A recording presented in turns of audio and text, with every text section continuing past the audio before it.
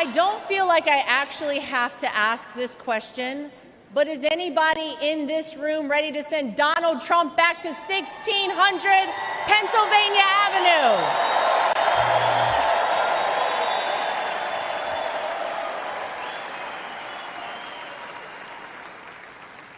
Well, it may not be a surprise that I actually had a very different speech that I was prepared to give up here tonight.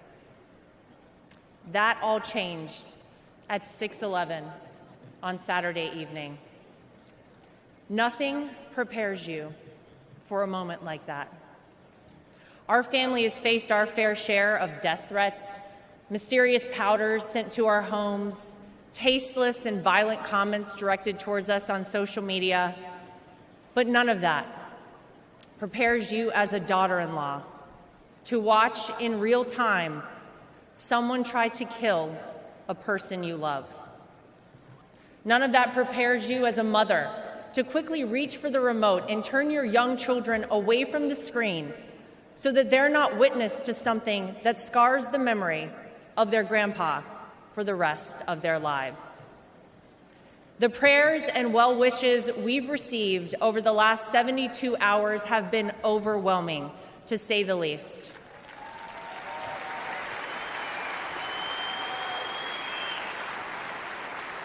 And my heart goes out to the family who lost a husband and a father because of this senseless act. All of you here tonight and watching at home mean the world to all of us in the Trump family.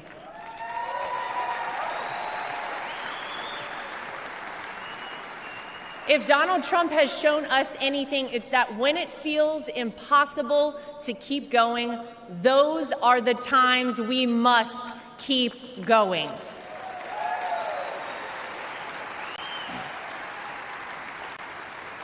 I don't know how many people here or watching at home have ever been to a Trump rally, but if you've never been, let me tell you about them. Oh, some of you have been. Oh.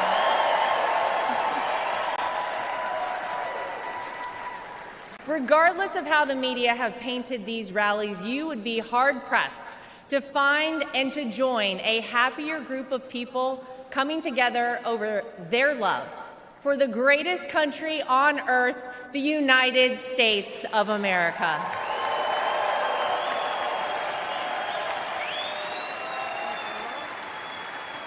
I dare anyone trying to leave a Trump rally without leaving with some new friends. You always make friends at a Trump rally, right?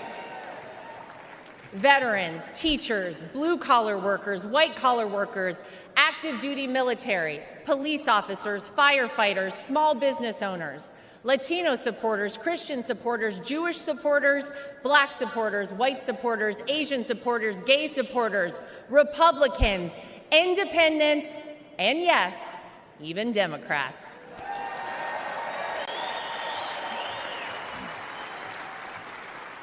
At a Trump rally, you're not viewed as your profession, your religion, or the color of your skin. You're viewed as one thing: an American.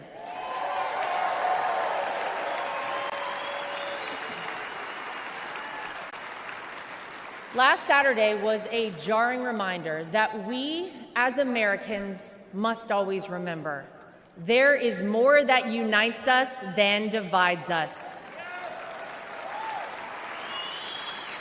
We all want this country to be great, even if we don't always agree on the best way of doing that.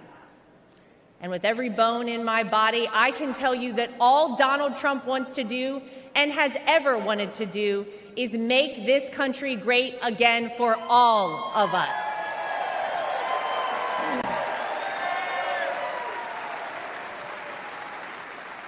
Proverbs 28 reads, "The wicked flee, though no one pursues, but the righteous are as bold as a lion." And that truly epitomizes Donald Trump. He is a lion.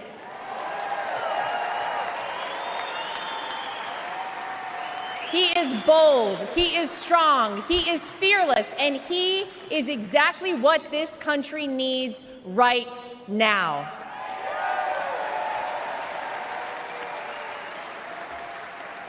Let's not forget what life actually looked like under President Donald Trump.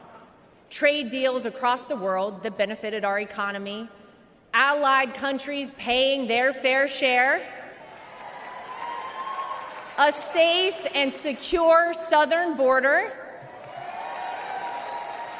record low unemployment rates for African Americans, Hispanic Americans, Asian Americans, and women, record investment in historically black colleges and universities, the creation of the United States Space Force, the most comprehensive prison reform in decades. How about the peace agreements in the Middle East that they said would never happen?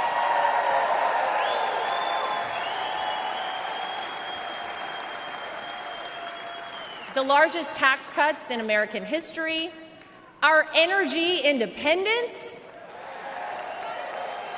massive amounts of red tape cut, and no new wars when Donald J. Trump was president.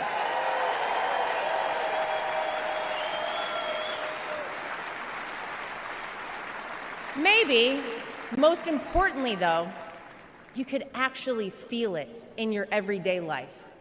Now, you didn't have to love everything that he tweeted, but you cannot deny you were better off when Donald Trump was in office.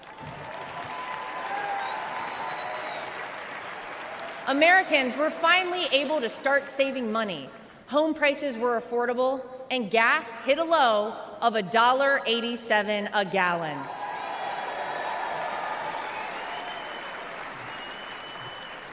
As I speak here tonight, many of our fellow Americans don't know how they'll pay for their next trip to the grocery store, new clothes for their children, or this month's rent. Many of our fellow Americans worry that we are on the verge of a major terror attack here on American soil. Many of our fellow Americans don't think their own children will be able to establish a better life than they themselves currently have. Many of our fellow Americans are right now sitting and wondering how on earth this country could have moved in the wrong direction and so quickly. The Democrats and the media know that they cannot convince you, the American people, that your life is better off now, because it's not. So what will they do? They'll try to sell you on some outrageous narrative about the terrible things that Donald Trump will do if he becomes president. But you don't have to imagine what it would be like. All you have to do is remember what it was like.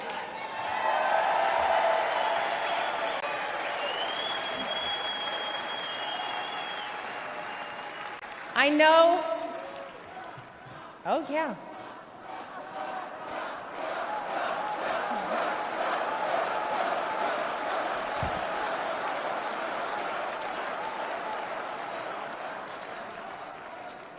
I know what you hear out there about Donald Trump.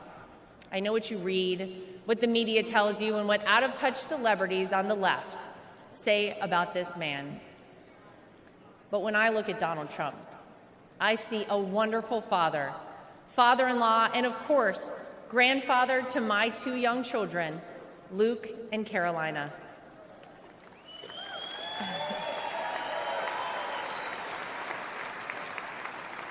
I know that I'm lucky enough to get to call him my father-in-law and see him a little differently than all of you. But it's through that lens that I sometimes wish more people could see him. This is a man who has sacrificed for his family and a man who has truly sacrificed for his country.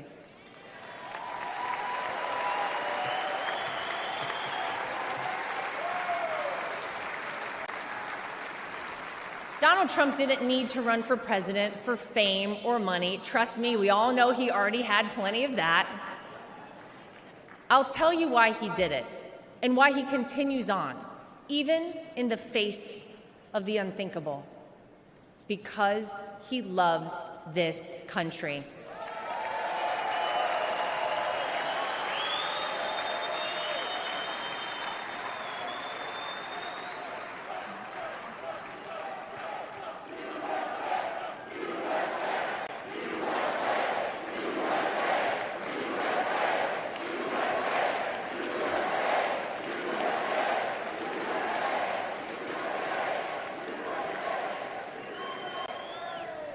He did it for his grandchildren, for your children and grandchildren, and for the generations to come.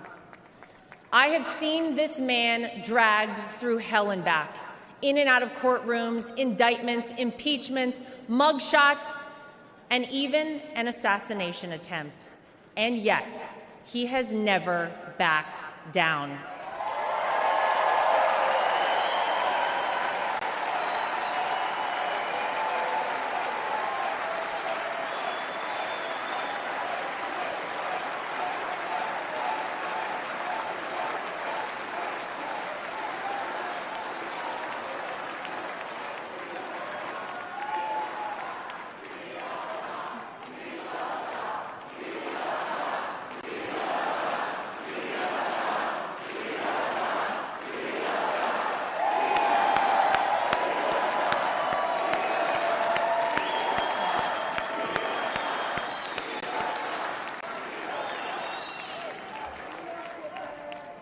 I'll never forget watching my two children run up to him with their drawings and hugs for Grandpa, just moments before he took the elevator down in Trump Tower to address the media the day after his wrongful conviction. Despite everything else he had going on, he had no other focus in the entire world, just a man relishing time with his grandchildren. It's a side of Donald Trump that not enough people get to see. Maybe you got to see a side of Donald Trump on Saturday that you were not sure existed until you saw it with your own eyes. Martin Luther King Jr. once famously said, "The ultimate measure of a man is not where he stands in moments of convenience and comfort, but where he stands at times of challenge and controversy."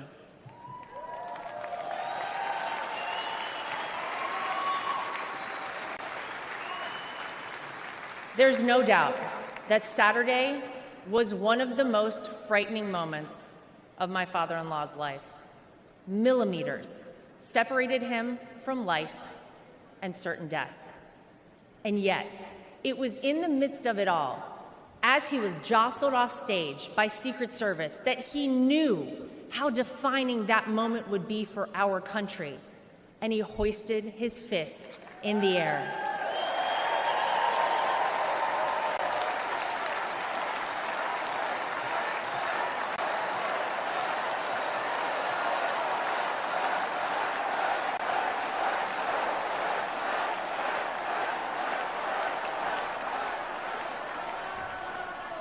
It was not just for the audience at the rally, not just for his supporters tuning in, but for all of America.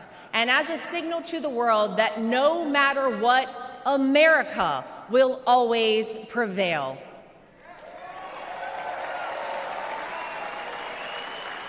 Though it's been strained and attacked, no enemy, no force, not even a bullet is strong enough to break our American grit and our American soul. We are the country whose founders gave their fortunes, freedom, and lives to pursue the dream of a free society. We are the country of Thomas Edison, Susan B. Anthony, Henry Ford, and Harriet Tubman. We are the country who fought and won 2 world wars. And we are the country who always rises to meet the moment, no matter how insurmountable the task. And in that split second, on Saturday, Donald Trump reminded us all of that very history and who we are at our core as a nation. That is the Donald Trump that I know.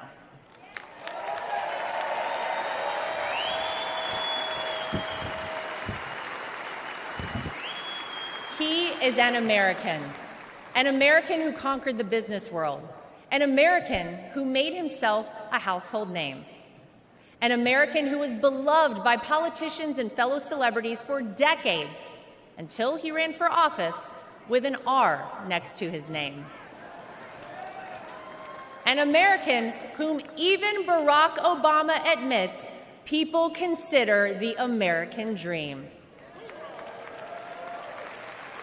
And instead of sailing off into the sunset after an illustrious real estate and television career, he decided to give back. He decided to bring some of the things that had made him so successful in life to all of you in order to improve the lives of all Americans. Black, white, brown, gay, straight, all Americans, because that's the man that Donald Trump is.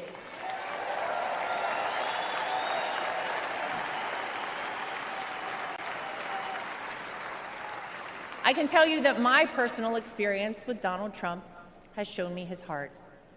There wasn't a second that he made this small-town girl who was way out of her element in New York City feel anything but welcomed and part of the family. And if not for the support and encouragement of my father-in-law, I wouldn't be where I am today. It's been said by many that Donald Trump sees things in people that they don't even recognize in themselves. In 2016, when he asked me to help him win my home state of North Carolina, I'll be honest, I was terrified. I had no idea how I would make it happen, but he knew I would, and I did. When I was given an opportunity to join a television network as a commentator, it was the push and support of my father-in-law that gave me the confidence to take that job. Always the first one to call or text me after a TV hit and tell me, "Great job, keep going." Not bad, right? Or even a few months ago, when he called and asked me to be the co-chair of our party,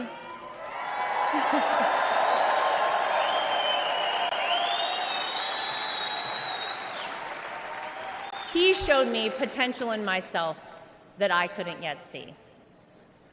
So tonight, to my father-in-law, I want to say thank you.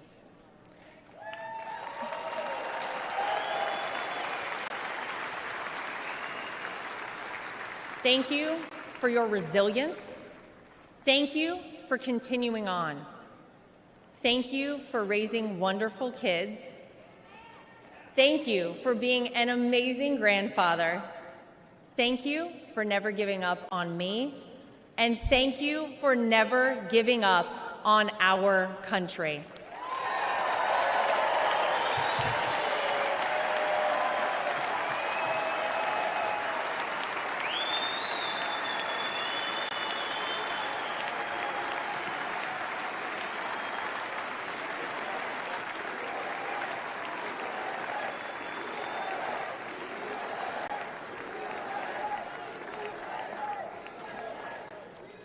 Tonight, I come to you, not as the co-chair of the RNC, not as the daughter-in-law of the candidate. Tonight, I come to you as a mom and as a citizen of this country. For those of you watching who have never voted for Donald Trump, I know what the media and his political opponents have tried to tell you about this man. Believe me, I have seen and heard it all, but I have also seen the truth. I am proud to know Donald Trump, to campaign for him, to vote for him, and to raise his grandchildren.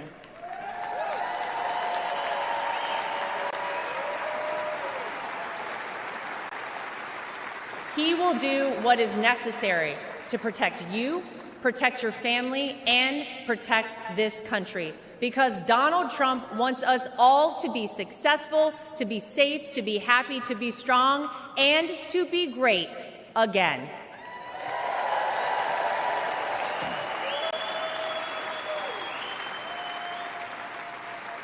Tonight, I'm asking you to vote, not for the Donald Trump you see flashed on your TV every day, splashed across the headlines.